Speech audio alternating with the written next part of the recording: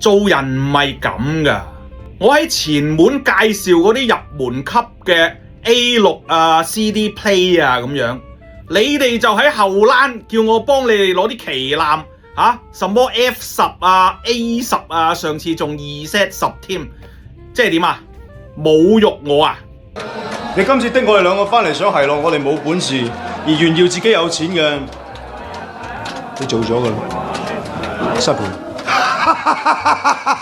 喂，我唔係流話，我好歡迎大家攞錢嚟侮辱我嘅，尤其嚟緊聖誕節小店就艱苦經營，靠大家多多支持。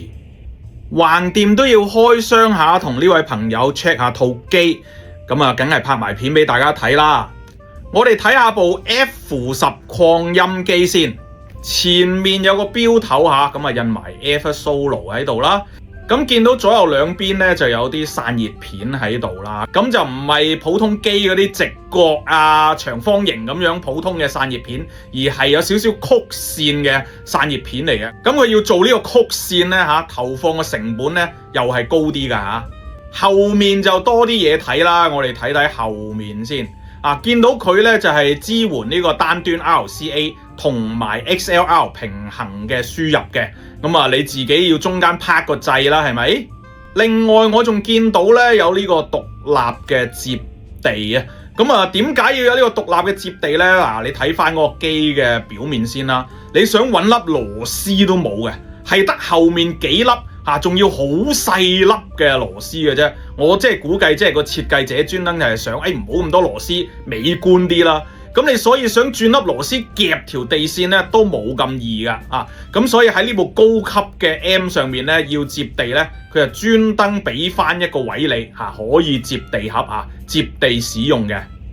重點嚟啦，呢個位置就話俾大家聽呢部機係可以除咗 stereo 之外咧，仲可以接橋使用。即係點解啊？佢本身就係一部兩聲道嘅 M 啦，你買一部都已經可以玩到兩聲道啦。但係如果你買兩部你拍去接橋嗰邊咧，你就可以變成 mono block 使用，即係一部機應付一個聲道。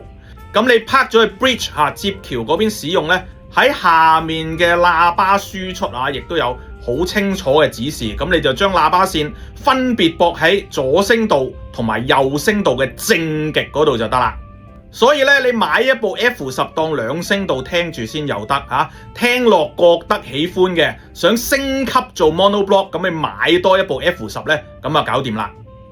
咁好明顯呢部 F10嘅 Power M 咧係配合翻部 A10 嚟推出噶啦，大家睇下擺上去揼揼冚嘅，好靚仔一套咁樣。因為 A10 咧除咗係 Streamer 同埋 DAC 之外咧，仲係一部 Preamp 啊嘛。